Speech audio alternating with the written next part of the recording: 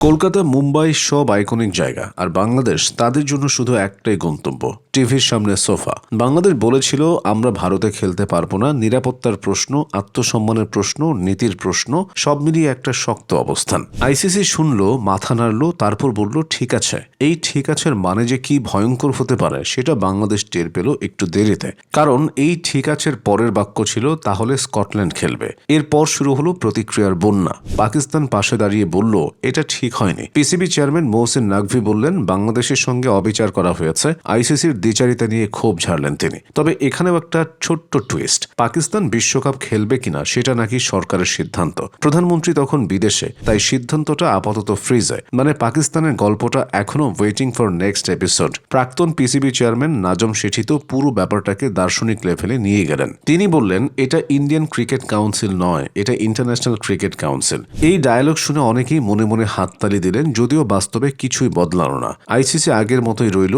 সিদ্ধান্ত আগের মতোই থাকলো। এখন আসি বাংলাদেশের ক্ষতির কথায়। আইসিসি থেকে বছরে যে মোটা অঙ্কের টাকা আসে প্রায় ৩৩০ কোটি টাকার মতো, সেটা নিয়ে এখন বড়সড় প্রশ্নচিহ্ন। বিসিবির আয়ের প্রায় ৬০% আসে আইসিসি থেকে। সেই কল যদি বন্ধ হয়ে যায় তাহলে বোর্ডের হিসাব রক্ষকরা রাতে ঘুমাতে পারবেন না। এর সঙ্গে যোগ হবে সম্প্রচার সত্ত্ব আর স্পন্সরশিপের ধাক্কা। বিশ্বকাপে বাংলাদেশ নেই মানে বিজ্ঞাপনের দর কমবে, চ্যানেলের রেটিং কমবে, স্পন্সরদের আগ্রহ কমবে।